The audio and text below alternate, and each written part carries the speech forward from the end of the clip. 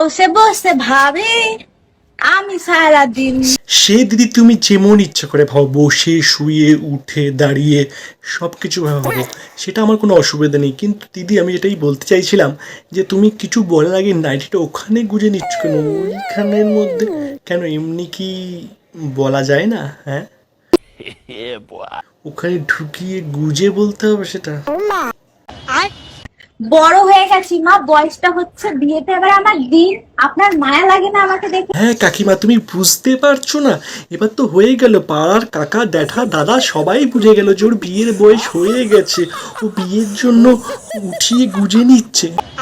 Nightie nightie গুজে বলছে তো সবাই বুঝতে পারছে, তুমি বুঝতে পারছো না কাকিমা? হ্যাঁ, ওকে কোনো ছেলে না পছন্দ করলে সেই দায়িত্বটা কি আমার? এই যা কাকিমা সত্যি কথা বলে দিল। আমি ওকে বলেছি তুই খুঁজে নিয়ে, আমি তো পাচ্ছি না ছেলে খুঁজে।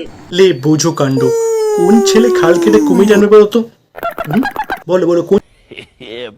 যে তুমি যেরকম করছো, নাইটি ফাইটি তুলে গুজে দিচ্ছ সবার সামনে ভিডিও করতে করতে, তো এখানে বোঝা যাচ্ছে কি বলতো, সবাই তো দেখছে ব্যাপারটা, তাই না? ধরো তুমি বিয়ে করার জন্য তোমায় দেখতে এলো, তুমি দেখার সময় নাইটি গুজে দিলে শ্বশুর শাশুড়ির সামনে, শ্বশুর শাশুড়ি উপরে তাকাবে না নিচের দিকে তাকাবে, বুঝতে পারবে না। बात तो सही है। চলো বিয়ে হয়ে গেল, বিয়ের সময় তখন দেখছো তুমি নাইটি পরে যাচ্ছ বিয়ে করতে, তাই না? কেমন হবে?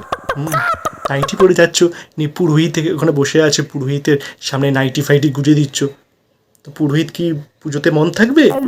ওখানেই তো মন থাকবে। बात तो सही है। তোমার এই নাইটি ফাইটি ঢুকাবার গুজাবার অভ্যাসটা এত খারাপ কেন বলো তো? কোন ছেলে এইভাবে বিয়ে করবে? তারপর ধরো বিয়ে হয়ে গেল, নাইটি গুজে বিয়ে হয়ে গেল, তারপর সবই গোজা হয়ে গেল, শ্বশুরবাড়ির লোক যখন আসবে, শ্বশুরবাড়ির লোককে প্রণাম করার সময় তুমি থাই ফাই গুজে একদম নমস্কার নেবেন, প্রণাম নেবেন, দেখা থাই দেখছে প্রণাম নিচ্ছে, থাই দেখছে প্রণাম নিচ্ছে, তখন তোমার বউ ভাত হবে, বউ ভাতে তোমার ফটোগ্রাফ হলে পোজ দেখি বৌদি, তুমি তখন নাইটি ফাইটি উঠিয়ে গুজে দিয়ে থাই মাই দেখে, এ কীরকম বিচ্ছিরি ব্যাপার। তখন তুমি ঘুরতে গেলে কোথাও, ও মা, ঘুরতে যাওয়ার সময় দেখছি যে ঘুরতে যাবে নাইটি ফাইটি চলে গেছে অন্যকে করে, আর নাইটি গুজে দিচ্ছ সব জায়গায় গিয়ে গিয়ে, সমুদ্রের ধারে নাইটি গুজছো, পাহাড়ের তলে নাইটি গুজছো, এ কি নাইটি গুজার রোগ আছে বলো তো তোমার?